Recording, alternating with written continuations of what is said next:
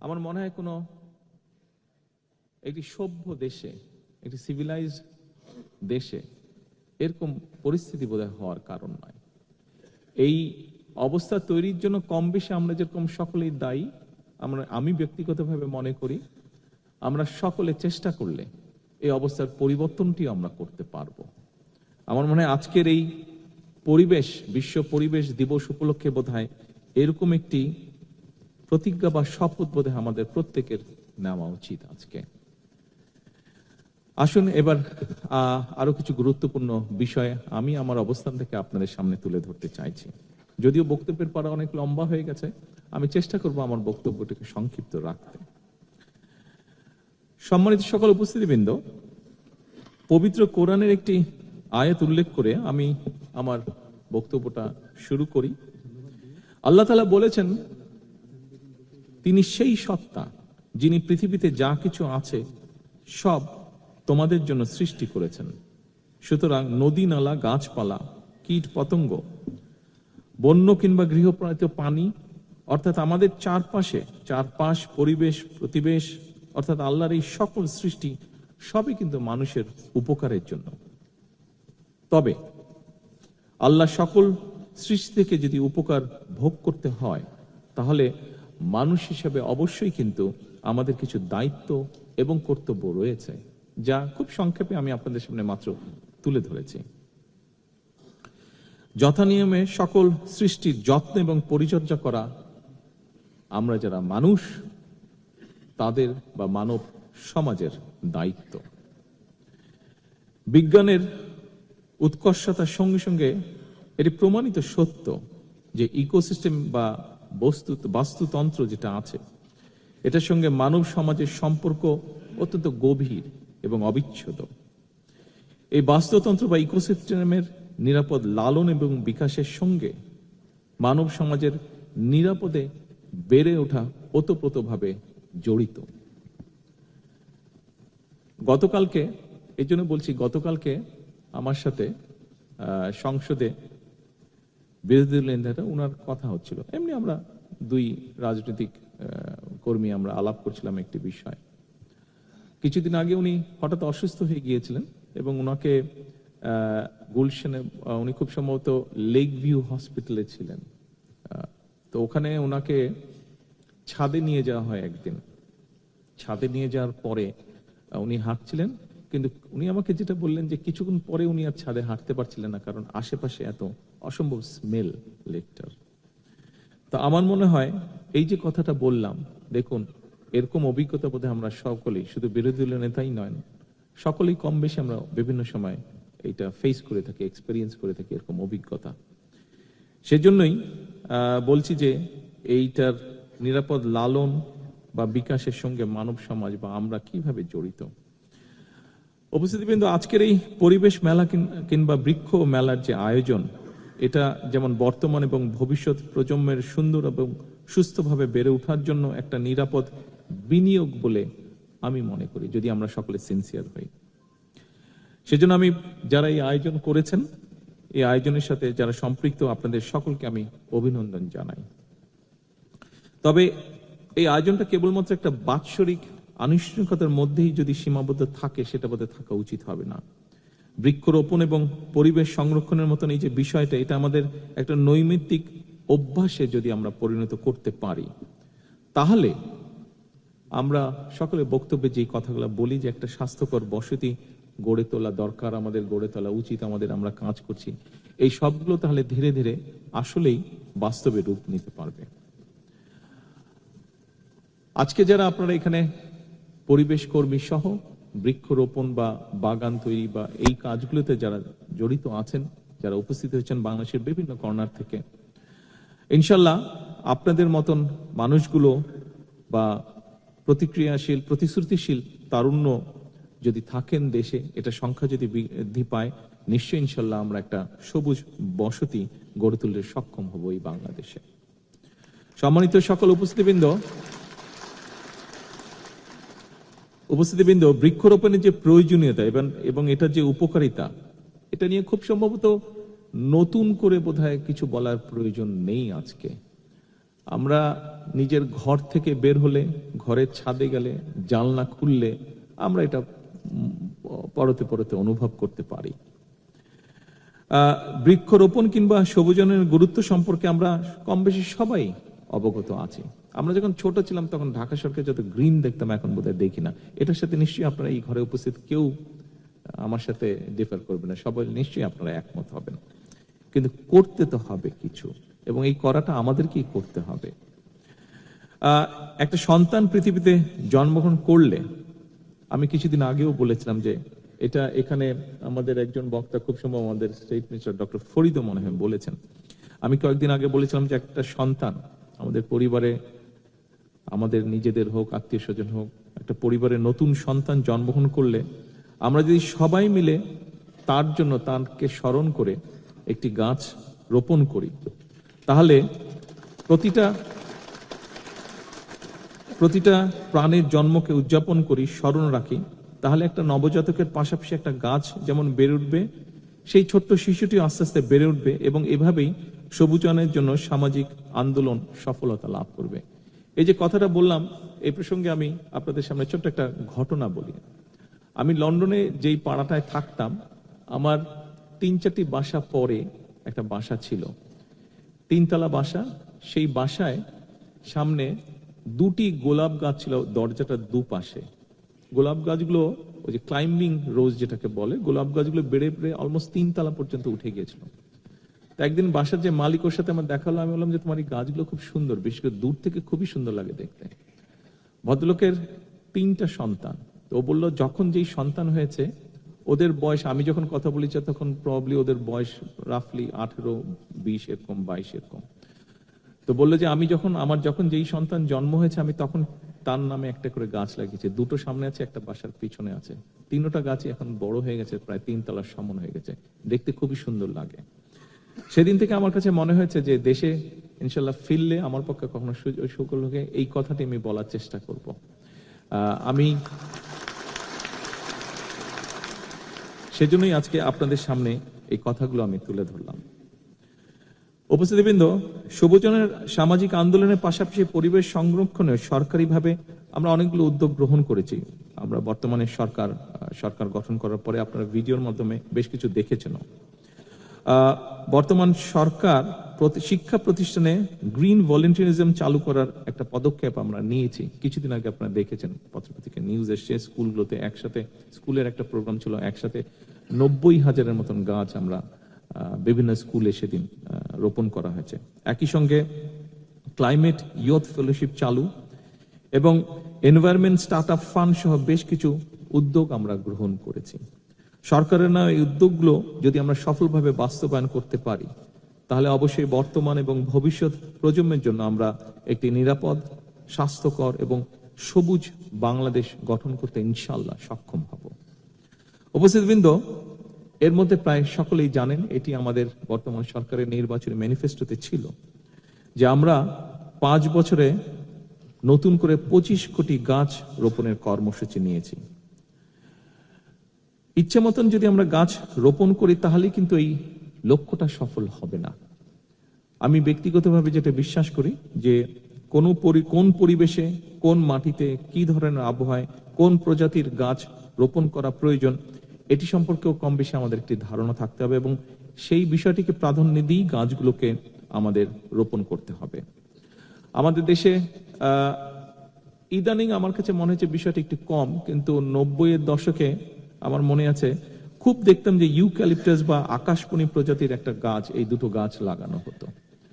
এটা সম্পর্কে অনেক ক্যাম্পেনিং হয়েছে এবং আমরা একসময় জানতে পেরেছি এই গাছটা হয়তো তাড়াতাড়ি বেড়ে উঠে হয়তো কিছুটা টিম্বার ভ্যালু আছে, কিন্তু পরিবেশের জন্য এটা খুবই ক্ষতিকারক এই গাছ দুটো। কাজেই আমাদেরকে এই বিষয়গুলো মাথায় রাখতে হবে যে আমাদের পরিবেশের জন্য যে গাছগুলো ক্ষতিকারক, সেই গাছগুলোকে অবশ্যই বোধহয় পরিহার করা উচিত, সেই গাছগুলোকে আমাদের এনকারেজ করা উচিত না রোপণের জন্য। এবং একই সাথে নতুন বৃক্ষরোপণের ক্ষেত্রে দেশীয় প্রজাতির গাছ যেমন ঔষধি, অর্কিড, বাঁশজাতীয়, বনজ, ফলদ, অর্থকরী বা বিপন্ন প্রজাতির গাছ, এগুলোকে রোপণ করা বোধহয় খুবই দরকার। কিছুদিন আগে আপনারা খবরে দেখেছেন আমাদের কক্সবাজারে একটি ট্রেন লাইন গিয়েছে চট্টগ্রাম থেকে দুলহাজারি হয়ে। ওই দুলহাজারিয়াতে প্রায় কয়েক লক্ষ গাছ কেটে ফেলা হয়েছে এই ট্রেন লাইনটা নিতে গিয়ে। আমরা চেষ্টা করছি এগুলোকে রিপ্লেস করতে, যদিও সরকারি হিসাব নিকাশে বলা হয়েছে গাছগুলো সেখানে 7 লক্ষ গাছ রোপণ করা হয়েছে। টু বি অনেস্ট, আমি সংশ্লিষ্ট যারা গাছ লাগিয়েছে তাদের কাছে আমি রিপোর্টটা নিয়েছিলাম কয়েকদিন আগে, সপ্তাহ 3 আগে, যে আপনার রিপোর্টটা দেন তো দেখি কোথায় কোথায় 7 লক্ষ গাছ আপনারা রোপণ করেছেন। পরে আমি আমার মতন করে ভেরিফাই করেছি, চেক করেছি এবং দেখেছি যে অ্যাকচুয়ালি 7 লক্ষ গাছ নেই, হার্ডলি ওখানে 2 লক্ষর মতন গাছ হবে, তো যেটি খুব দুঃখজনক, ভেরি আনফর্চুনেট। তো আমার মনে হয় এই বিষয়গুলোর প্রতি বোধহয় আমাদের নজর দেওয়া প্রয়োজন, একটু সিরিয়াস হওয়া প্রয়োজন। তবে বৃক্ষ রোপণ বা কিংবা বনায়ন এটাই বোধহয় শেষ কথা উচিত হবে না, শেষ কথা হওয়া উচিত হবে না। এই বনায়ন পশু পাখি বিভিন্ন প্রাণী কীট পতঙ্গের জন্য নিরাপদ বাসস্থান কিংবা প্রয়োজনীয় আহারের যোগান দিতে পারে কিনা এটিও কিন্তু আমাদের চিন্তার মধ্যে থাকা প্রয়োজন। কারণ আমরা অনেক গাছ অনেক কিছু কেটে ফেলার কারণে যেটি হচ্ছে সমস্যা, অনেক পোকা মাকড় অনেক কিছু কিন্তু বিলুপ্ত হয়ে যাচ্ছে, যেটাও পরিবেশের জন্য ক্ষতিকারক। গাছপালা, প্রাণী অর্থাৎ সকল জীব এবং মাটি, পানি, বায়ু, জড় পরিবেশ সবকিছু যাতে স্বাভাবিকভাবে মিলেমিশে থাকতে পারে, বনায়নের মাধ্যমে, ফরেস্টেশনের মাধ্যমে এরকম একটা ইকোসিস্টেম বজায় এবং বহাল রাখায় আমরা চেষ্টা করছি। বর্তমান সরকার যে কাজগুলো করছে তার ভিতর দিয়ে এই পুরো জিনিসটাকে একসাথে রাখার, পরিবেশের যে ঠিকটাকে, সেটাই আমাদের লক্ষ্য। শুধু যে গাছ লাগাবো আমরা, শুধু যে প্লাস্টিক সরাবো তা না, অনেকগুলো ইন্টিগ্রেটেড জিনিস আছে, সেগুলোকে আমরা খেয়াল রাখার চেষ্টা করছি। আজকের এই পরিবেশ এবং বৃক্ষ মেলায় উপস্থিত সুধীজন এবং যারা অনলাইনে আমার এই বক্তব্য শুনছেন কিংবা হয়তো পরবর্তীতে শুনবেন, আপনাদের প্রতি আমি আরেকটি বিষয়ে দৃষ্টি আকর্ষণ করতে চাইছি। সেই বিষয়টি হলো, নতুন বৃক্ষ রোপণ অবশ্যই জরুরি, তবে এই যেই গাছটাকে আমরা রোপণ করলাম এটা নিরাপদে বেড়ে উঠছে কিনা, বেড়ে উঠতে পারছে কিনা সেটি নিশ্চিত করাও খুব বেশি জরুরি। আর যুগ যুগ ধরে যে স্থানীয় ইকোসিস্টেমের অংশ হয়ে যাওয়া যে গাছগুলো আছে, একটু আগে যেটা বলেছি যে মাদার ট্রি বলতে যেগুলোকে বুঝি আমরা, সেগুলো যাতে রক্ষা পায়, সেগুলো যাতে কেটে না ফেলা হয়, এই বিষয়টি অত্যন্ত জরুরি। কিন্তু এই বিষয়ে বোধহয় আমাদের একটু সচেতন হওয়া প্রয়োজন। আমি আশা করব আজকে এখানে বন বিভাগের বড় কর্মকর্তারা আছেন, তারা সেই বিষয়টি চেষ্টা করবেন নিশ্চিত করতে।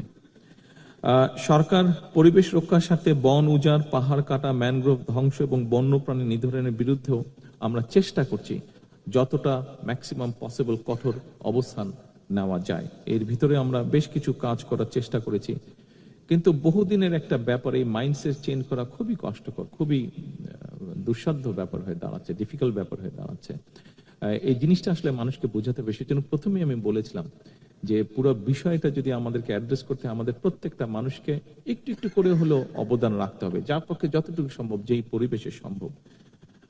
এই পশু পাখিগুলোকে আমাদের রক্ষা করতে হবে, কীট পতঙ্গগুলোকে রক্ষা করা প্রয়োজন। আমরা কোনো একটি পোকা দেখলে আমরা ঠাস করে পোকাটাকে মেরে দেই, মাকড়সা দেখলে মাকড়সা হয়তো ওইখানে আছে, এখান থেকে উঠে গিয়ে আমরা ওটাকে মেরে দেই। আপনার দরকার কি? মাকড়সাটা তো আপনাকে কামড়াচ্ছে না, কিছু করছে না, দরকার কি ওটাকে মারার? তো এই জিনিসগুলো আমাদের মনে হয় বাচ্চাদেরকেও শেখানো উচিত, সবাইকে শেখানো উচিত আমাদের।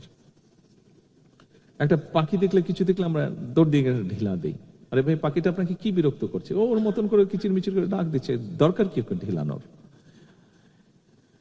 উপস্থিত পরিবেশবিদ, বনবিদ এবং সুধীবৃন্দ, মানব সমাজ নিজেদের স্বার্থেই মাটি, নদী, বন, জীব বৈচিত্র্য এবং প্রাকৃতিক সম্পদকে আমাদের গুরুত্ব দিতে হবে। আমরা যদি আমাদের নদীগুলোকে বাঁচাতে না পারি, একটা বিভৎস অবস্থা, একটা ভয়াবহ অবস্থা। আপনারা যে কোনো নদীর, আমরা নদীমাতৃক বাংলাদেশ বলতাম, বিভিন্ন নদীকে আমরা দেখতাম, আপনারা নদীগুলোর পাশে যান, খাল বিলের পাশে যান, মনে হচ্ছে যে এই নদীগুলো খাল বিলের মধ্যে দিয়ে এগুলা পানি যাবার জন্য নয়, এগুলা মানুষের পরিত্যক্ত যে বর্জ্য বা মানুষের ব্যবহার যে বর্জ্য, সেগুলোকে নিয়ে যাওয়ার জন্য মনে হচ্ছে এই রাস্তাগুলো বা নদী খাল বিলকে তৈরি করা হয়েছে। আমরা যদি আমাদের নদীগুলোকে বাঁচাতে না পারি, তাহলে অবশ্যই কিন্তু কৃষি, খাদ্য নিরাপত্তা এবং পানির নিরাপত্তার কোনোটাই নিশ্চিত করা সম্ভব হবে না, কোনোটাই নিশ্চিত করা সম্ভব হবে না। এ কারণেই ইকোসিস্টেম রক্ষা করাটা অত্যন্ত জরুরি। উন্নয়ন ও পরিবেশকে একে অপরের প্রতিদ্বন্দ্বী হিসেবে না দেখে বরং প্রকৃতির সঙ্গে সম্প্রীতি বজায় রেখে উন্নয়ন এবং সমৃদ্ধি গড়ে উঠুক, এটি বর্তমান সরকারের প্রত্যাশা, বর্তমান সরকারের পরিকল্পনা, ইচ্ছা, যেভাবেই আমরা বলি এখানে।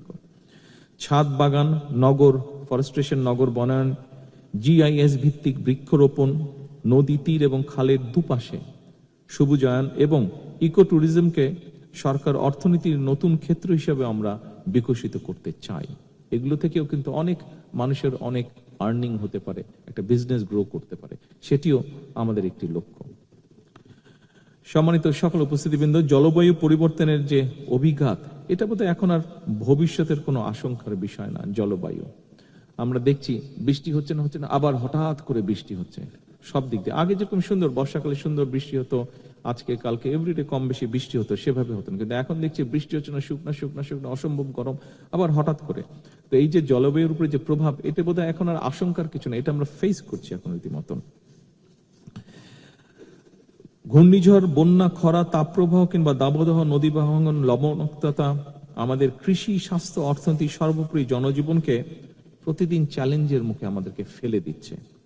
এই বাস্তবতায় বর্তমান সরকার পরিবেশকে কোনো আলাদা খাত হিসাবে নয়, বরং জাতীয় উন্নয়নের অন্যতম ভিত্তি হিসেবে বিবেচনা করছি আমরা। বর্তমান সরকারের লক্ষ্য একটা সবুজ, পরিচ্ছন্ন, জলবায়ু সহনশীল, টেকসই বাংলাদেশ প্রতিষ্ঠা করা। আমার মনে হয় মানুষ হিসাবে এটি বোধহয় শুধু সরকার না, আমি বক্তব্যে বলেছি সরকারের, কিন্তু আমার কাছে মনে হয় এটি মানুষ হিসেবে এই ঘরে যারা বসে আছেন, এর ঘরের বাইরে বহু মানুষ আছেন যারা বিষয়টি রিয়েলাইজ করছেন, এটি বোধহয় আমাদের সকলেরই লক্ষ্য। কারণ যারা এই বিষয়ে কাজ করছেন, আমরা বুঝতে পারছি যে আমরা যদি এখনই বিষয়টিকে অ্যাড্রেস না করি সঠিকভাবে, তাহলে কি ভয়াবহ একটা পরিস্থিতি থেকে আমরা এগিয়ে যাচ্ছি।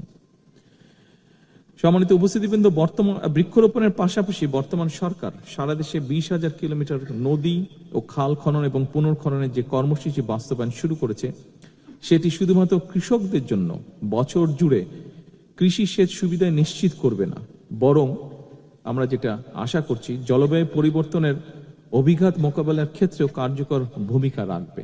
তবে পরিবেশের উন্নয়ন শুধুমাত্র বৃক্ষরোপণ কিংবা খাল খননের উপরেই নির্ভর করে না, এটি কিছুটা সাপ্লিমেন্ট করে, কিন্তু পুরোপুরি নির্ভর করছে না এটার উপরে। রাজধানী সহ বিশেষ করে সারা দেশের সকল নগর, বন্দর এবং শহরতলির বর্জ্য ব্যবস্থাপনাতেই কিন্তু আমূল পরিবর্তন আনার কোনোই বিকল্প নেই। এ ব্যাপারে আপনাদের সকলের যারা আছেন, বিশেষ করে পরিবেশ নিয়ে যারা কাজ করছেন, আপনাদের অসম্ভব সহযোগিতা আমার প্রয়োজন, সরকারের প্রয়োজন। আপনাদের সহযোগিতা ছাড়া এখানে অনেকেই আছেন, আমি দেখেছি বিভিন্ন ভিডিওতে, আমি দেখেছি তারা নিজ উদ্যোগে তাদের সংগঠন থেকে তারা বিভিন্ন রকম খাল, নদী, নালা, খাল, বিল এগুলো আপনারা পরিষ্কার করছেন। আপনারা যারা করছেন, আপনাদেরকে আমার পরিবেশের জন্য যারা এই কাজগুলো করছেন, আপনাদেরকে ব্যক্তিগতভাবে আন্তরিকভাবে আমি অভিনন্দন এবং শুভেচ্ছা জানাচ্ছি। তবে আপনাদের যে সাপোর্ট, আপনাদের যে সহযোগিতা, আপনাদের যে সাপোর্ট, এটি যে কোনো সময় থেকে বর্তমান সরকারের জন্য অত্যন্ত অত্যন্ত অত্যন্ত প্রয়োজনীয়, অত্যন্ত দরকার। উপস্থিতিবৃন্দ, প্লাস্টিক বর্জ্য উল্লেখযোগ্যভাবে কমিয়ে আনার লক্ষ্যে সরকার ইতিমধ্যে কাজ শুরু করেছে বা করার চেষ্টা করছে সরকার। একই সঙ্গে জৈব সার উৎপাদন, পুনর্ব্যবহার, বর্জ্য থেকে জ্বালানি উৎপাদন এবং রিডিউস, রিইউজ, রিসাইকেল, এই 3R নীতিকে সরকার জাতীয় পর্যায়ে বাস্তবায়নের নীতি বা উদ্যোগ গ্রহণ করেছে বা ব্যবস্থা নিয়েছে।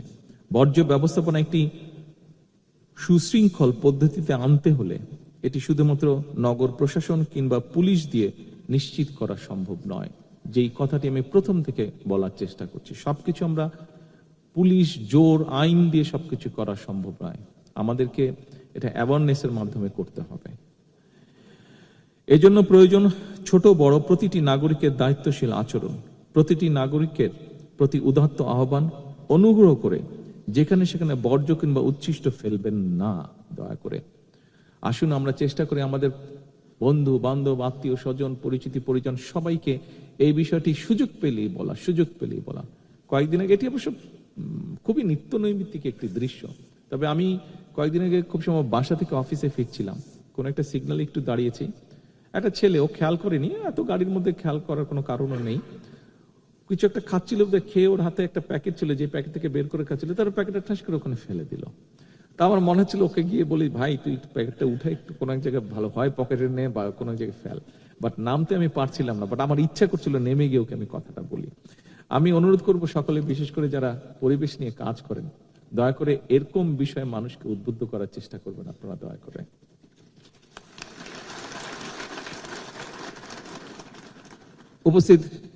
সকল উপস্থিতবৃন্দ, মানব সমাজের সুস্থ এবং নিরাপদ জীবনের জন্য এতক্ষণ আমরা বৃক্ষরোপণ কিংবা পরিবেশ সংরক্ষণ নিয়ে কথা বলেছি।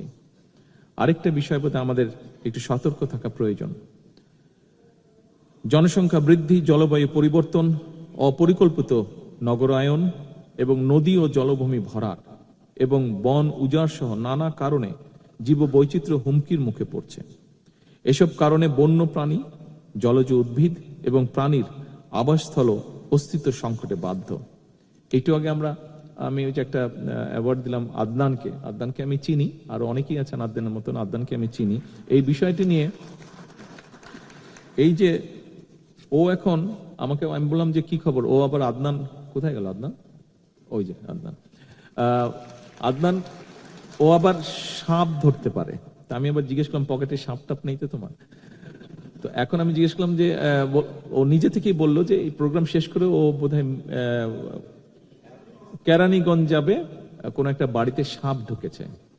এই জন্য আমি কথাটি বলছি যে মাত্র যেটা বললাম যে পশু পাখি সবকিছু একটা বিপন্ন অবস্থার মধ্যে চলে গিয়েছে, এই যে বন টন সব উজাড় হয়ে যাওয়াতে সব জায়গায় যে মানুষ দখল করছে, বাসা বাড়ির ভিতরে কেন সাপগুলো ঢুকছে। আমি প্রায় বছরখানেক আগে ওর সাথে কথা বলছিলাম, তখন আমি দেশে আসিনি, তখন লন্ডনে ছিলাম। তো ও বললো যে ভাইয়া এই জন্য ঢুকছে। আমরা যে ঘর বাড়িতে 9 তলা, মিরপুরের কোন 9 তলা বাড়ি থেকে সে সাপ বের করেছে।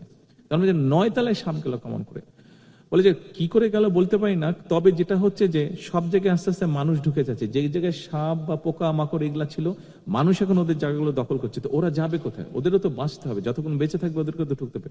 সেই জন্য এখন ওরা মানুষের বাড়ি ঘরের মধ্যে ঢুকে যাচ্ছে। আমার মনে হয় এই বিষয়গুলো আমাদেরকে রিয়েলাইজ করতে হবে, এই বিষয়গুলো আমাদের চিন্তা করতে হবে, এবং এই বিষয়গুলো যার যার অবস্থান থেকে বোধহয় আমাদের একটা দায়িত্ব পালনের সময় চলে এসেছে। সম্মানিত সকল উপস্থিতি, কিন্তু অনেক লম্বা বক্তব্য হয়ে গেছে। আপনারা আগেও বক্তব্য শুনেছেন অনেকের, মনে হয় ভালো লাগবে না আর বক্তব্য লম্বা করলে। পরিশেষে আমি যে কথাটি বলতে চাইছি, এবছর যারা জাতীয় বৃক্ষরোপণ পুরস্কার, বন্য প্রাণী সংরক্ষণে জাতীয় পুরস্কার এবং সামাজিক বনায়নের লাভ্যাংশ অর্জন করেছেন, আমি আপনাদের সবাইকে আন্তরিক অভিনন্দন জানাই। বিশ্ব পরিবেশ দিবস এবং পরিবেশ মেলা এবং জাতীয় বৃক্ষরোপণ অভিযান ও বৃক্ষ মেলা উপলক্ষে আমি আপনাদের সকল আয়োজনের সার্বিক সাফল্য কামনা করছি। দেশ হোক, খেয়াল করবেন আমি যেই কথাটি বলতে চাইছি, আমি কাউকে ছোট করছি না, বাট আমি যেই কথাটি মনে করি সেই কথাটি আপনাদের সামনে বলতে চাইছি। দেশ হোক সকল প্রাণী এবং প্রাণের নিরাপদ আবাসস্থল।